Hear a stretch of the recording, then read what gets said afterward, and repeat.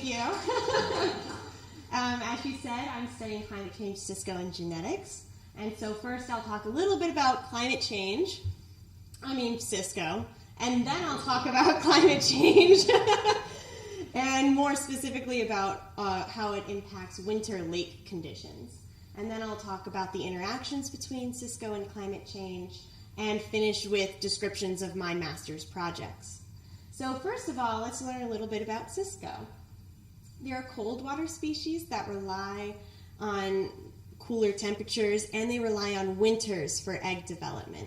So in the egg stage, they lay their eggs in late November, early December. They rely on the winter conditions to incubate their eggs, and then around May or April, they hatch. So they're also really important ecologically because the production of all predators in the lake are supported to some extent by the consumption of Cisco. So they're a really key prey species. And they're important economically because they've been harvested for many reasons over the years, but more recently they're actually really popular as caviar in Northern Europe. So a lot of the Great Lakes is fished for the purpose of shipping out their roe as caviar to Northern Europe. And as you can see by this graph here, they've been harvested over the years, but you can tell that the population took a dive and the fishery had to close for a little while. And while their population has started to grow a little bit and the fisheries reopened, their populations are nowhere near where they used to be historically. So moving on to climate change. I will be focusing on climate change in the Great Lakes, more specifically Lake Superior, and since a lot of us probably aren't from that part of the United States, I provided this figure to just show you how giant Lake Superior is, because that is Lake Superior laid over the East Coast. So soak that in for a sec.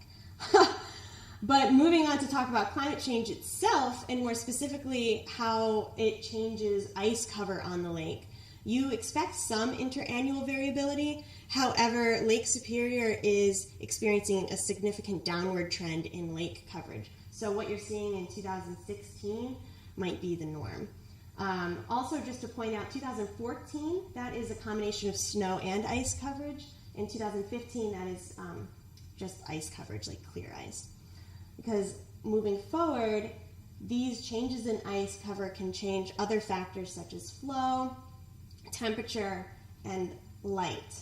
And why I pointed out the snow and ice versus ice is because the combination of snow and ice can really impede the amount of light that reaches into the water, but just ice still allows a little bit of light into the deeper parts of the water, but obviously no ice lets the most amount of light into the water. So now talking about Cisco and climate change together, we're going to continue talking about ice cover, but we're going to focus more so on temperature and light and kind of use those as a representation of ice cover. So temperature in egg development has been studied, and basically as you increase temperature, it increases the development rate in Cisco. So just to orient you a little bit, the lines represent different temperature treatments. The one here represents the coldest treatment, and the one here represents the warmest treatment. So you can tell that the one that's the warmest developed the fastest. And talking about light, there's not a lot of research done to indicate how or if light impacts egg development, but based on what we know for snow and ice and how it affects light, and what we know about Cisco eggs, they reside in shallower waters, we can conclude that light will most likely have some sort of impact on their egg development, but more research needs to be done in order to truly understand if this is true and to what extent. Also, the egg and larval stage is a really critical life stage for Cisco. It's really hard to get past that life stage, and if you make it all the way to age 1, you enter into the fishery, and successfully making it to age 1 is called a successful recruitment year. But recruitment's pretty sporadic in Cisco, and so as you can see, each one of these dots is different years, and the ones over here that are higher up are more successful recruitment years. It's not really well understood what attributes to the variability in recruitment, but this just shows that there is a slight correlation with ice coverage and the really successful recruitment years. So all of these factors combined really paints a nice picture for wanting to study climate change in Cisco. So now the question is, how do we do that? How do we measure the environmental effects on development? And one way to do that is to raise them in different treatments where you simulate different environmental factors, and you can just look at the morphological changes. You can measure the development rate, you can measure the development rate, you can kind of assess their development by just looking at it under a microscope. However, if you want to ask more specific questions like, why was the survival rate different between treatments? Was it because of stress? Was it because of metabolizing things differently? You need to get down to the molecular level, and so that's where my research really focuses. And so now the question is, how do we measure the environmental effects on development at the molecular level?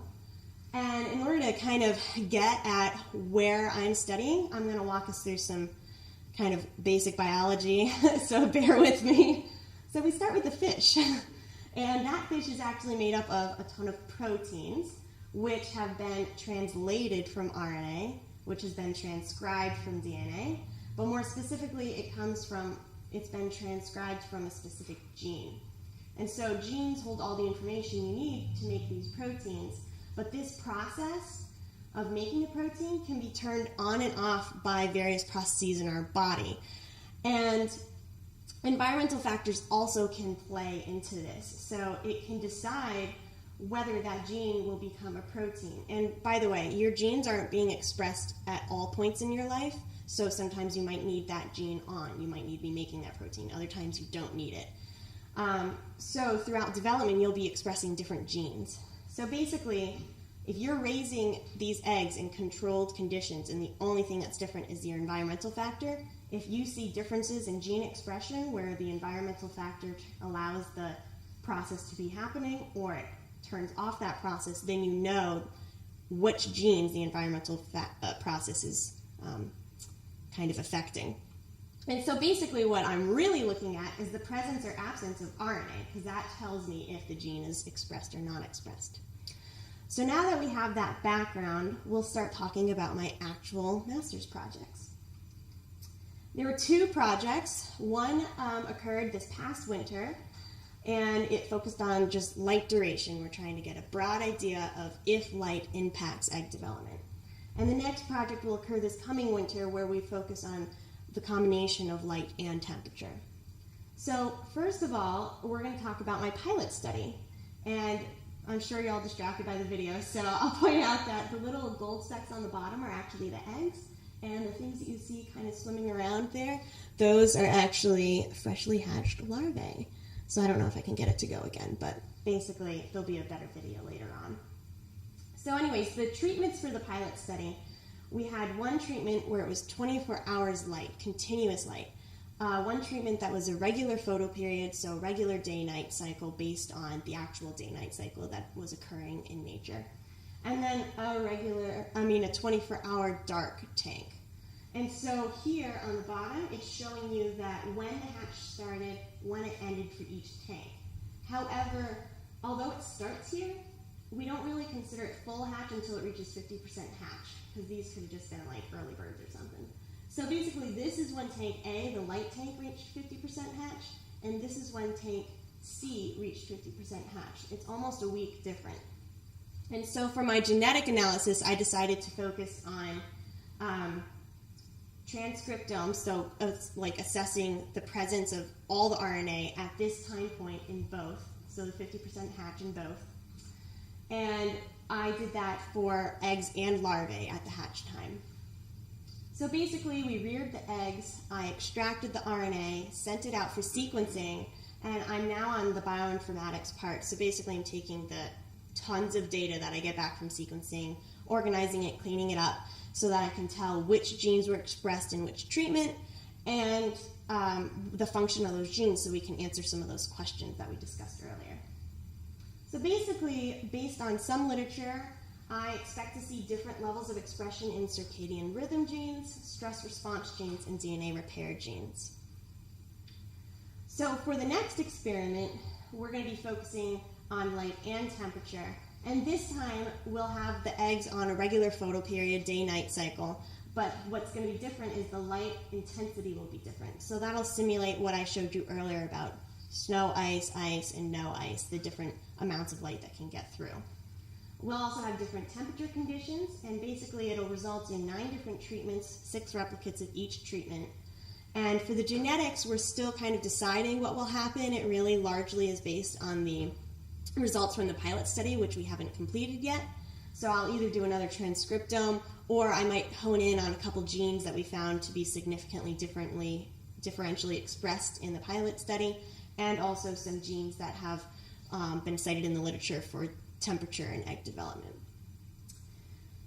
And what I expect from this second experiment is differences in gene expression between treatments in circadian rhythm genes, metabolism genes, transcription, translation genes, and heat shock protein genes. I also expect earlier hatch dates in treatments with higher temperatures and more light. So in conclusion, climate change really has the potential to impact egg development, and we really need to understand more about what that process and what that could look like so that we can inform management and conserve this ecologically and economically important species. And with that, I'll take any questions.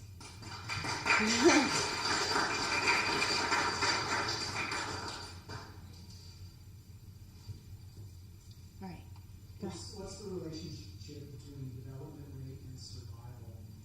So I can speak a little bit to our pilot study.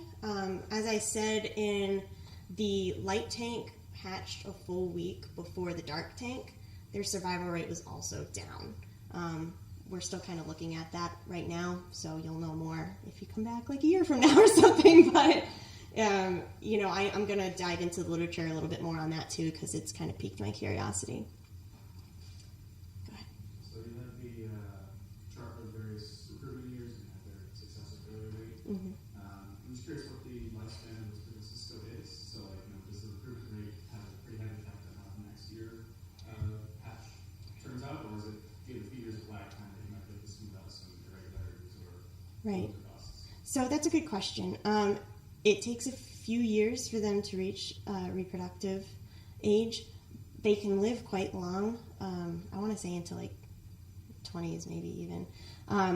But reaching past age 1, they're usually like their survival rate is drastically different than before age 1. So that's why it's so critical that first year. Go ahead.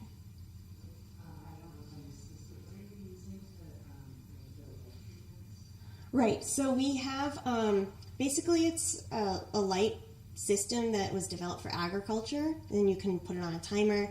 It can also allow you to change the intensities as well. So that will be for the next experiment.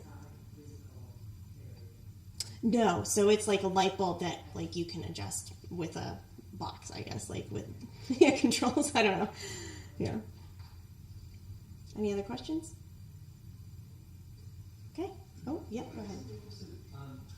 Maybe this might be outside of what you do, but if there's like a trend of lighter, warmer, Mm-hmm. like years and years, what kind of shifts like altering that? Right, in terms of for this species, or you know, I guess like some ideas you can have just based on the idea that they like cold water. They're going to keep seeking cold water. So I don't know if that's going to force them into deeper waters.